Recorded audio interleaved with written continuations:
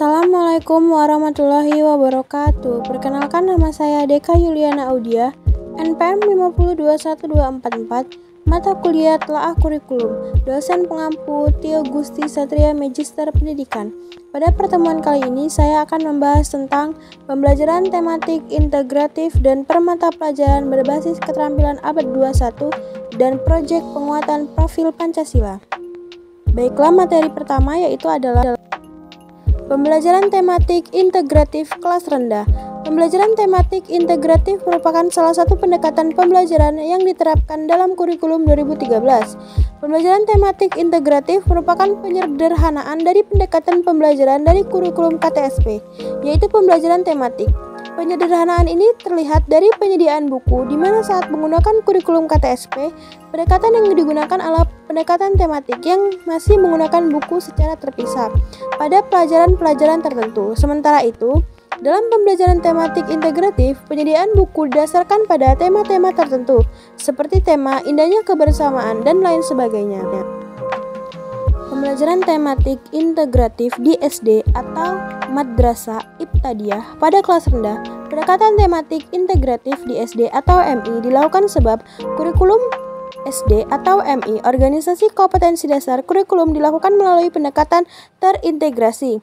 Berdasarkan pendekatan ini, maka terjadi reorganisasi kompetensi dasar mata pelajaran yang mengintegritas konten mata pelajaran IPA dan IPS di kelas 1, 2, dan 3 ke dalam mata pelajaran Pendidikan Agama Islam, Budi Pekerti, PPKN, Bahasa Indonesia, Matematika, serta Pendidikan Jasmani, Olahraga, dan Kesehatan.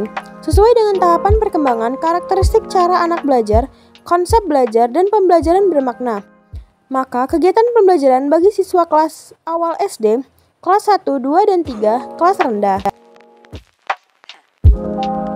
Mata pelajaran SD atau MI dalam kurikulum Merdeka.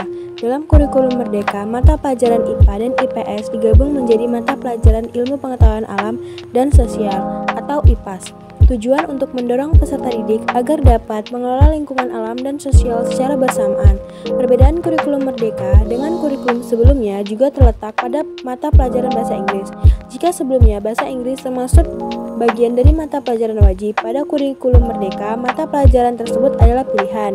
Ada pula pembelajaran berbasis proyek yang dilakukan minimal 2 kali dalam 1 tahun ajaran. Pembelajaran ini bertujuan untuk menguatkan profil pelajar Pancasila, karakter, dan kompetensi berdasarkan nilai-nilai luhur Pancasila yang diharapkan tumbuh pada peserta didik. Mata pelajaran SD di kurikulum Merdeka. Struktur kurikulum SD kelas 1. Struktur kurikulum Merdeka kelas 1 termasuk fase A.